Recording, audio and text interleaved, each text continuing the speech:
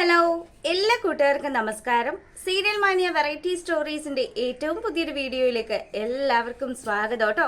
അപ്പോൾ ഞാൻ എത്തിയിരിക്കുന്നത് നമ്മുടെ കുടുംബവിളക്ക് സീരിയലിന്റെ ഇന്നത്തെ ആ ഒരു സൂപ്പർ ഹിറ്റ് വിശേഷമൊക്കെ ആയിട്ടാണ്. നേരെ നമുക്ക് ആ കഥയിലേക്ക് പോയാലോ. അങ്ങനെ നമ്മുടെ അപ്പു ആണെങ്കിൽ പൂജയെ ആശ്വസിപ്പിക്കുകയാണ്. പൂജ നല്ലതുപോലെ തന്നെ പങ്കജിന്റെ കാര്യങ്ങളും അവന്റെ ചതിയും ഒക്കെ ആലോചിച്ച് സങ്കടപ്പെട്ട് കരയുമ്പോഴത്തേക്കിനും അപ്പു പറഞ്ഞു, പൂജ നിനക്കിപ്പോൾ എന്തായാലും അവന്റെ സ്വഭാവമൊക്കെ മനസ്സിലായല്ലോ. നീ ഒന്നുകൊണ്ടും ആലോചിച്ച ടെൻഷൻ അടിക്കണ്ട. നിനക്ക് കൂട്ടായിട്ട് ഞാനുണ്ടാവും. എനിക്കിപ്പോഴും നിന്നെ ഇഷ്ടമാണ് എന്നുള്ള കാര്യമൊക്കെ അപ്പു ഇങ്ങനെ പൂജയുടെ അടുത്ത് സംസാരിക്കുകയാണ്. അപ്പോൾ പൂജയാണെങ്കിൽ ഒരു നിമിഷം ഇങ്ങനെ മിണ്ടാതെ നിന്നതിന് ശേഷം അപ്പു തനിക്ക് എന്നും താങ്ങും തണലും ആകുമെന്നുള്ള ഒരു വിശ്വാസത്തിന്റെ പുറത്ത് അവൻ്റെ അടുത്തേക്ക് ചെന്നു. അപ്പോൾ അപ്പു ആണെങ്കിൽ പൂജയെ ആശ്വസിപ്പിക്കുകയാണ്. അങ്ങനെ അവരവിടെ ചേർന്ന് നിൽക്കുന്ന ആ ഒരു സമയത്ത് നമ്മുടെ പങ്കജാണെങ്കിൽ അതിൽ വരികയാണ്. പങ്കജിനാണെങ്കിൽ ഈ ഒരു കാഴ്ച കാണുമ്പോഴത്തേക്കിനും അവൾ എൻ്റെ അടുത്ത് നിന്നും വഴക്കിട്ട് ഇറങ്ങിയിട്ട് ഇപ്പം അവൻ്റെ തോളിൽ ചാഞ്ഞ് നിൽക്കുകയാണ്. എന്തായാലും അപ്പു നീ ഒറ്റൊരുത്തൻ കാരണമാണ് പൂജ എനിക്ക് നഷ്ടപ്പെട്ടത്. പുള്ളി അപ്പോഴും ചിന്തിക്കുന്നില്ല പുള്ളിക്കാരൻ്റെ കയ്യിലിരിപ്പ് കൊണ്ടാണ് പൂജ അങ്ങനെയൊക്കെ മാറി ചിന്തിച്ചതെന്ന്. എന്നാലും നമ്മുടെ അപ്പുവിനെ കുറ്റപ്പെടുത്തി പങ്കജ് ഇങ്ങനെ അവിടെ അവരുടെ ആ ഒരു കാഴ്ചയൊക്കെ കണ്ട് അങ്ങനെ നോക്കി നിൽക്കുകയാണ്. അപ്പോൾ ഈ സമയത്താണെങ്കിലോ, പൂജ നീ വിഷമിക്കേണ്ട. നീ ഇനി ചെയ്യേണ്ട കാര്യം എത്രയും പെട്ടെന്ന് തന്നെ സുമിത്രാപ്പച്ചിയുടെ അടുത്ത് ചെല്ലണം. അപ്പച്ചിയോട് നീ ചെയ്ത തെറ്റുകൾക്കൊക്കെ മാപ്പ് ചോദിക്കണമെന്ന് അപ്പു പറയുമ്പം ശരി അപ്പുവട്ടം പറഞ്ഞത്. ഞാൻ എത്രമാത്രം എൻ്റെ അമ്മയെ വിഷമിപ്പിച്ചു.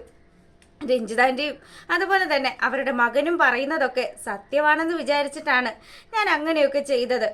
ഇനിയിപ്പോൾ എന്താ ചെയ്യേണ്ടതെന്ന് എനിക്ക് ആലോചിച്ചിട്ട് ഒരു എത്തും പിടിയും കിട്ടുന്നില്ല എന്ന് പറയുമ്പോൾ നിന്റെ അച്ഛൻ എഴുതി വെച്ച ഡയറി, ആ ഡയറി കൂടി രഞ്ജിതാൻ്റെയുടെ ഗുണ്ടകളാണ് തട്ടിയെടുത്തത് എന്നുള്ള കാര്യവും അപ്പു പറയുകയാണ്. അപ്പോൾ ഈ സമയത്താണെങ്കിലോ, ഇനി എന്തായാലും നമുക്ക് നേരെ സുമിത്രാപ്പച്ചിയുടെ അടുത്തേക്ക് പോവാമെന്നും പറഞ്ഞ് പൂജ വേഗം തന്നെ അവിടുന്ന് പോരാന്ന് പറയുമ്പോൾ എന്നാൽ ശരിയെന്നും പറഞ്ഞ് നമ്മുടെ അപ്പവും അവളുടെ പിന്നാലെ അങ്ങ് പോവുകയാണ്. ഈ സമയമാണെങ്കിൽ നമ്മളെ കാണിക്കുന്നത് നമ്മുടെ ശീതളിൻ്റെ വീടാട്ടോ. അപ്പം ശീതൾ ഇങ്ങനെ അകത്ത് ജോലിയൊക്കെ ചെയ്തുകൊണ്ട് നിൽക്കുമ്പോഴത്തേക്കിനും ആരോ രണ്ടുപേര് വന്ന് ബെല്ലടിക്കുകയാണ്. അപ്പം നിങ്ങൾ ആരാണ്, എനിക്ക് മനസ്സിലായില്ലല്ലോ എന്ന് ശീതൾ ചോദിക്കുമ്പം അതെ സച്ചിൻ സാറ് ഞങ്ങളോടൊപ്പം ഉണ്ട്, സാറ് കാറിലാണെന്ന് പറയുമ്പം സച്ചിൻ കാറിലാണെന്നോ, സച്ചിൻ എന്താ ഇങ്ങോട്ട് വരാത്തെന്ന് ശീതൾ തിരക്കുകയാണ്. ആ ഒരു സമയത്താണെങ്കിൽ നമ്മുടെ സരസ്വതി അമ്മയും ഇറങ്ങി വന്നു. അല്ല നിങ്ങൾ ആരാണ്, നിങ്ങൾ എന്തിനാ വന്നതെന്ന് സരസ്വതി അമ്മ ചോദിക്കുമ്പോഴത്തേക്കിനും ഞങ്ങൾ സച്ചിൻ സാറിനൊരു അപകടം ഉണ്ടായി, സാറിനെ വീട്ടിലെത്തിക്കാൻ വേണ്ടി കൊണ്ടുവന്നതാണെന്നും പറഞ്ഞ് ആ രണ്ട് ചേട്ടന്മാർ കൂടി നമ്മുടെ സച്ചിനെ ഇങ്ങ് പിടിച്ചുകൊണ്ട് വരുമ്പോൾ ശീതൾ ആ കാഴ്ച കാണുന്നത് സച്ചിൻ്റെ കൈക്കും കാലിനും ഒക്കെ ഫ്രാക്ചറായിട്ട്, അതുമല്ല കഴുത്തിലൊരു ക്ലിപ്പും ഒക്കെ ഇട്ട് തലയൊക്കെ പൊട്ടിച്ച് നല്ല ഒന്നാം തരത്തിൽ ഇവിടുന്നോ ഒരു മുട്ടൻ പണിയും വാങ്ങിക്കൊണ്ടാണ് സച്ചിൻ എത്തിയിരിക്കുന്നത്. സച്ചിനെ കണ്ടപാടെ സച്ചിൻ നിനക്ക് എന്താ പറ്റിയെന്നും ചോദിച്ചിട്ട് നമ്മുടെ പൂജയല്ല കേട്ടോ, ശീതളാണെങ്കിൽ സച്ചിൻ്റെ അടുത്തേക്ക് ചെല്ലുക. അപ്പം ഈ സമയത്താണെങ്കിൽ സച്ചിൻ പറഞ്ഞു, ശീതള നീ പേടിക്കൊന്നും വേണ്ട, എനിക്ക് പ്രത്യേകിച്ച് പ്രശ്നങ്ങളൊന്നുമില്ല. ഇവർ കണ്ടതുകൊണ്ട് മാത്രമാണ് ഞാൻ രക്ഷപ്പെട്ടത്.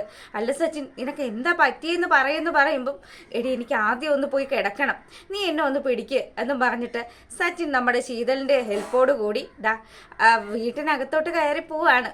ഈ സമയത്താണെങ്കിലോ നമ്മുടെ സരസ്വതി അമ്മയാണെങ്കിലോ ഇവൻ എവിടുന്നോ നല്ല ഒരു ഒന്നാന്തരം തല്ല് കിട്ടിയിട്ടുണ്ട്, അതുകൊണ്ട് തന്നെയാണ് ഇവൻ ഇപ്പം ഇങ്ങനെയൊക്കെയുള്ളൊരവസ്ഥയിലായത്. എടാ പണ്ടൊക്കെ ദൈവം പിന്നെ ആയിരുന്നു, ഇപ്പോൾ ഒക്കെ ദൈവം അപ്പം കൊടുക്കുന്നുണ്ട്, നിനക്കിത് തന്നെ വേണം. എന്തായാലും കയ്യും കാലും ഒക്കെ ഒടിഞ്ഞ സ്ഥിതിക്ക് കുറച്ച് നാളത്തേക്ക് സച്ചിനെ കൊണ്ടുള്ള ശല്യം ഉണ്ടാവില്ല എന്ന് വിചാരിച്ച് നമ്മുടെ സരസ്വതി അമ്മയാണെങ്കിൽ ഇങ്ങനെ ആലോചിച്ച് നിൽക്കുമ്പം അച്ഛമ്മ ഒന്ന് വരാവോ എന്ന് വിളിച്ച് നമ്മുടെ ശീതൾ വിളിക്കുകയാണ്. അങ്ങനെ സച്ചിനെ അവരെല്ലാവരും കൂടെ പിടിച്ച് ആ ഒരു കട്ടിലങ്ങ് ഇരുത്തി കഴിയുമ്പം അച്ഛമ്മ ചോദിക്കുന്നുണ്ട്, എടാ സച്ചിനെ നിനക്ക് എന്താ പറ്റിയത്? അച്ഛമ്മ ഒന്നും പറയണ്ട, നിങ്ങളെയൊക്കെ ഒരുപാട് ഞാൻ കഷ്ടപ്പെടുത്തിയില്ലേ, അതിനുള്ള ശിക്ഷ ദൈവം എനിക്ക് തന്നതാണെന്നും പറഞ്ഞ് നമ്മുടെ സച്ചിൻ കാര്യങ്ങളൊക്കെ പറയുകയാണ്. അപ്പം സരസ്വതി അമ്മ ചോദിച്ചു, എന്താടാ നിന്നെ വല്ലവരും പിടിച്ച് തല്ലിയോ എന്ന് ചോദിക്കുമ്പം അതൊന്നും അല്ല അച്ഛമ്മ, ഞാനേ എൻ്റെ ഒരു ഫ്രണ്ടിനെ കാണാൻ വേണ്ടി മെഡിക്കൽ സ്റ്റോറിലേക്ക് പോയതാണ്. തിരിച്ചിറങ്ങി വരുന്ന സമയത്ത് ഒരു ബൈക്കുകാരൻ വന്നു എന്നെ അങ്ങ് ഇടിച്ചു തെറിപ്പിച്ചു.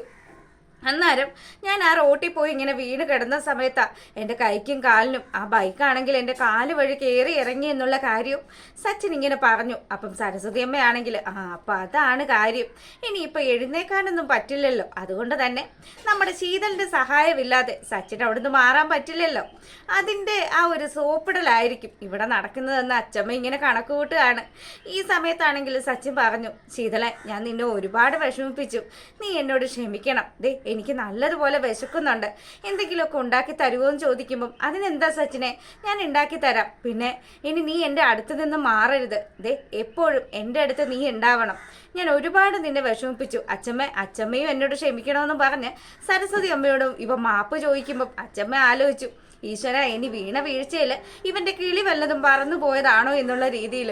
അപ്പോഴത്തേക്കിനും സച്ചിൻ പറഞ്ഞു, എനിക്ക് മനസ്സിലായി അച്ചമ്മ എന്താ ആലോചിക്കുന്നതെന്ന്, അച്ചമ്മ എനിക്ക് വേറെ പ്രശ്നങ്ങളൊന്നും ഇല്ല, ഇങ്ങനെയൊക്കെ വീഴുമ്പോഴല്ലേ നമ്മൾ പല കാര്യങ്ങളും ഒക്കെ തിരിച്ചറിയുന്നത്, ശീതൾ മാത്രമേ എനിക്കുള്ളൂ എന്നുള്ള കാര്യമൊക്കെ ഞാൻ മറന്നുപോയായിരുന്നു എന്നും പറഞ്ഞ് സച്ചിൻ ഇങ്ങനെ സംസാരിക്കുകയാണ്. അപ്പം സരസ്വതി അമ്മ, എന്തായാലും നീ നന്നാവാൻ തീരുമാനിച്ചല്ലോ, അതിലെനിക്ക് ഒരുപാട് സന്തോഷമുണ്ട് അച്ചമ്മ, ഇനി അച്ചമ്മയ്ക്ക് ശ്രീനിലയത്തിലേക്ക് പോവാം, ദേ അച്ഛമ്മ ഇവിടെ നിൽക്കണമെന്നൊന്നും ഇല്ല, ഞാനിനി അച്ചമ്മയെ പിടിച്ചു വെക്കാനൊന്നും പോകുന്നില്ല എന്നും പറഞ്ഞ് സച്ചിനാണെങ്കിൽ അനുവാദമൊക്കെ കൊടുക്കുകയാണ്. അച്ചമ്മ പറഞ്ഞു, ഇല്ല മോനെ, നിനക്ക് ഇങ്ങനെയുള്ളൊരവസ്ഥ വന്നല്ലോ, അപ്പം ഈ ഒരു അവസ്ഥയിൽ നിന്നെ ഇവിടെ തനിച്ചാക്കിയിട്ട് ഞാൻ എങ്ങനെയാ പോകുന്നതെന്ന് പറയുമ്പോൾ നമ്മുടെ സച്ചിൻ പറഞ്ഞു, എന്നാ അച്ചമ്മ ഒരു കാര്യം ചെയ്യും, എനിക്ക് കുടിക്കാൻ കുറച്ച് വെള്ളം എടുക്ക്, എനിക്ക് കഴിക്കാനും വേണം എന്തേലും, നല്ല വിശപ്പുണ്ടെന്ന് പറഞ്ഞു. അതിനെന്താ മോനെ, ദേ ഞാൻ എൻ്റെ കൈകൊണ്ട് തന്നെ നിനക്ക് വേണ്ടുന്ന പലഹാരമൊക്കെ ഉണ്ടാക്കിക്കൊണ്ട് വരാമെന്നും പറഞ്ഞ് അച്ചമ്മ വലിയ ഉത്സാഹത്തിൽ അങ്ങ് അടുക്കളയിലേക്ക് പോവാ. അപ്പൊ ശീതളിനാണെങ്കിൽ സച്ചിന്റെ മാറ്റം കണ്ടിട്ട് വിശ്വസിക്കാനേ പറ്റുന്നില്ല. കഥ ക്ലൈമാക്സിലോട് അടുക്കുന്ന ആ ഒരു സമയം ആയതുകൊണ്ട് തന്നെ നമ്മുടെ സച്ചിനെ അങ്ങ് നല്ല പിള്ളയാക്കിയതാണോ എന്നൊരു ചെറിയ ഡൗട്ടുണ്ട് കേട്ടോ. അങ്ങനെ സച്ചിൻ എന്തായാലും നന്നായി, ശീതളിന്റെ ജീവിതം ഇനി നല്ല രീതിയിലായിരിക്കും. അപ്പൊ ഈ രീതിയിൽ ഇവിടെ കാര്യങ്ങളൊക്കെ നടക്കുമ്പോഴാണെങ്കിലോ നമ്മളെ കാണിക്കുന്നത് നമ്മുടെ പങ്കജിനെയാണ്. പങ്കജ് ദാ രഞ്ജിതയുടെ എത്തിയ പാടെ തന്നെ പങ്കജിനെ കണ്ടതും രഞ്ജിത കടിച്ചു കീറാൻ തയ്യാറായി പങ്കജിന്റെ അടുത്തേക്ക് വരികയാണ്. അപ്പൊ പങ്കജ് പറഞ്ഞു, മമ്മി എന്നെ ഒന്നും ചെയ്യരുത്, എനിക്കൊരു തെറ്റുപറ്റി പോയി, ഞാനല്ല എല്ലാത്തിനും കാരണക്കാരൻ, ആ അപ്പവും പൂജയുമാണ്, അവനാണ് അവളെയും കൂട്ടി അവിടെ വന്നത് എന്നുള്ള കാര്യം പറയുമ്പോൾ രഞ്ജിതയാണെങ്കിൽ മര്യാദക്ക് മാറി നിന്നോണമെന്നും പറഞ്ഞ് നമ്മുടെ പങ്കജിന്റെ മെക്കിട്ട് കയറി ഇങ്ങ് വരുമ്പോഴത്തേക്കിനും അരവിന്ദൻ ചോദിച്ചു, എടോ രഞ്ജു, താൻ എന്താ ഈ കാണിച്ചു കൂട്ടുന്നത്, അതിന് എന്താ പ്രശ്നം ഉണ്ടായത്, ദേ നമുക്ക് ഒരേ ഒരു മോനല്ലേ ഉള്ളൂ, അവനെയാണോ നീ തല്ലാൻ പോകുന്നതെന്ന് ചോദിച്ചിട്ട് നമ്മുടെ രഞ്ജിതയെ അരവിന്ദൻ വിലക്കുന്ന സമയത്ത് നമ്മുടെ രഞ്ജിത പറഞ്ഞു, അതെ നിങ്ങൾക്ക് വല്ലതും അറിയാവോ, ഈ മെനകെട്ടവൻ കാരണം എന്തൊക്കെ പ്രശ്നങ്ങളാ ഉണ്ടായെന്ന്, ഇവന്റെ കാര്യം ഞാൻ എങ്ങനെയാ നിങ്ങളോട് പറയുന്നത്, ഒരു മകനല്ലേ, എത്ര കാര്യങ്ങൾ അമ്മയ്ക്ക് ഇവനോട് ഓപ്പണായിട്ട് സംസാരിക്കാൻ പറ്റുന്നത്, പറഞ്ഞു കൊടുക്കുന്നതിനൊക്കെ ഒരു പരിധിയില്ലേ, നിന്നോട് ഞാൻ പല ആവർത്തി പറഞ്ഞതാണ്, ദേ അവിടെ ഇവിടെയും പോയിട്ട് ഓരോ പെൺകുട്ടികളുമായിട്ട് കറങ്ങി നടക്കരുതെന്ന്, എന്നിട്ടിപ്പം എല്ലാം തൊലച്ചിട്ട് എൻ്റെ മുന്നിൽ വന്ന് നിൽക്കുകയാണ് അസത്തെന്നൊക്കെ പറഞ്ഞ് രഞ്ജിത കയ്യോങ്ങുകയാണ്.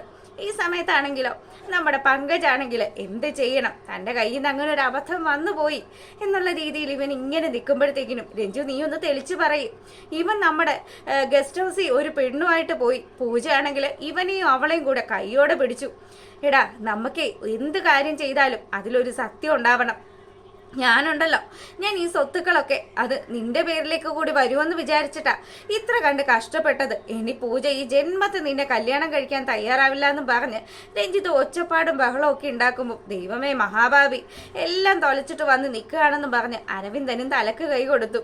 ഇവനെ എന്താണോ ചെയ്യേണ്ടത്, ഇവനെ നല്ല അടി വെച്ച് കൊടുക്കണം, ഇവനെ നല്ലതുപോലെ വളർത്താത്തതിന് ഇപ്പം എനിക്ക് നല്ല വിഷമമുണ്ടെന്നും പറഞ്ഞ് നമ്മുടെ രഞ്ജിതയാണെങ്കിൽ ഇങ്ങനെ പറഞ്ഞുകൊണ്ടേ ഇരിക്കുകയാണ്. അപ്പം പങ്കജ് പറയുന്നുണ്ട്, ഞാനല്ല പ്രശ്നം ഉണ്ടാക്കിയത്, പ്രശ്നം മുഴുവൻ ഉണ്ടാക്കിയത് അപ്പുവാണ്, എടാ ദേ നിന്നേട് അവൾ എത്രമാത്രം ആത്മാർത്ഥമായിട്ടാണ് നിന്നത്, നിനക്ക് അതെങ്കിലും ആലോചിക്കായിരുന്നല്ലോ, പൂജയുമായിട്ടുള്ള കല്യാണം ഉറപ്പിച്ചിട്ട് അവൻ വേറൊരുത്തിയായിട്ട് സുഖിക്കാൻ പോയിരിക്കുന്നു, വൃത്തികെട്ടവൻ എന്നൊക്കെ പറഞ്ഞ രഞ്ജിതയാണെങ്കിലോ പങ്കജിനെ എടുത്തങ്ങ് കൊടയാണ്. പങ്കജാണെങ്കിൽ ഇനി എന്ത് പറഞ്ഞിട്ട് ഒരു കാര്യമില്ല, മമ്മി ഞാൻ കാണിച്ചു തരാം, മമ്മിയെയും കാണിച്ചു തരാം, ഡാഡിയെയും കാണിച്ചു തരാം ഞാൻ ആരാണെന്ന്, പൂജ എന്തായാലും സമാധാനമായിട്ടൊന്നും ജീവിക്കില്ല, നീ എന്തെങ്കിലും ചെയ്, നീ ഇനി ഇവിടെ നിന്നാൽ നിന്നെ ഞാൻ തല്ലി ഇറക്കും, നിന്റെ കാരണം അടിച്ചു പോകുമെന്നൊക്കെ രഞ്ജിത ഇങ്ങനെ പറയുമ്പോഴത്തേക്കിനും പങ്കജിന് അവിടെ നിക്കക്കള്ളിയില്ല. പങ്കജിനെ നമ്മുടെ അരവിന്ദനും പറഞ്ഞു വിട്ടു, മോനെ നീ പോയിക്കോ, ഇനി ഇവിടെ നിന്നാൽ ശരിയാവില്ല എന്ന് പറയുമ്പോൾ അവൻ അവിടെ നിന്ന് ദേഷ്യപ്പെട്ട് ഇറങ്ങി പോവാണ്. ഈ സമയത്താണെങ്കിൽ രഞ്ജിതയാണെങ്കിൽ ഇന്ന് ആലോചിക്കുക, എന്ത് ചെയ്യും ഇനി. പൂജ താൻ പറയുന്ന കാര്യങ്ങളൊന്നും കേൾക്കില്ല. സുമിത്രയോടൊപ്പം മാത്രമേ പൂജ നിൽക്കുള്ളൂ എന്ന് രഞ്ജിതയ്ക്ക് നല്ലതുപോലെ തന്നെ അറിയാം. അപ്പൊ രഞ്ജിത ഈ കാര്യങ്ങളൊക്കെ അരവിന്ദനോട് പറയുമ്പം, അല്ല രഞ്ജു, ഇനിയിപ്പോ നമ്മൾ എന്ത് ചെയ്യും? നമ്മളിനി എന്ത് ചെയ്യാനാ? നമ്മൾ പെരുവഴിയിലായി മനുഷ്യ. നിങ്ങളുടെ പുന്നാര മകൻ എല്ലാ കാര്യങ്ങളും കൊണ്ടുപോയി നശിപ്പിച്ചു എന്നും പറഞ്ഞ് രഞ്ജിത ഇങ്ങനെ പിറുപിറുക്കുമ്പം ഇനി ഒരേ ഒരു മാർഗം മാത്രമേ ഉള്ളൂ നമ്മുടെ മുന്നിൽ. എത്രയും പെട്ടെന്ന് തന്നെ രോഹിതേട്ടന്റെ സ്വത്തുക്കള് അതിൻ്റെ ആ പേപ്പറുകളെല്ലാം റെഡിയാക്കി എൻ്റെ പേരിലേക്ക് തന്നെ ആക്കണം. അതിന് വേണ്ടിയിട്ട് വക്കീലിനെ പോയി കാണണമെന്നൊക്കെ പറഞ്ഞ് നമ്മുടെ രഞ്ജിത ഇങ്ങനെ സംസാരിക്കുകയാണ്. സകലതും നഷ്ടപ്പെട്ട ആ ഒരു രഞ്ജിതയുടെ അമർഷവും ദേഷ്യവും ഒക്കെയാണ് ഇന്നത്തെ എപ്പിസോഡിൽ മൊത്തത്തിലുള്ളത്. അപ്പം എന്താ, നിങ്ങൾക്ക് വീഡിയോ ഇഷ്ടപ്പെട്ടിട്ടുണ്ടെങ്കിൽ സബ്സ്ക്രൈബ് ചെയ്യാൻ മറക്കരുത് കേട്ടോ. അപ്പം എപ്പോഴും പറയുന്നത് പോലെ എല്ലാവർക്കും നല്ലൊരു ദിവസമൊക്കെ ആശംസിച്ചുകൊണ്ട് വീഡിയോ വൈൻഡപ്പ് ചെയ്യാണ്. അപ്പോൾ ഓക്കെ, ബൈ, താങ്ക്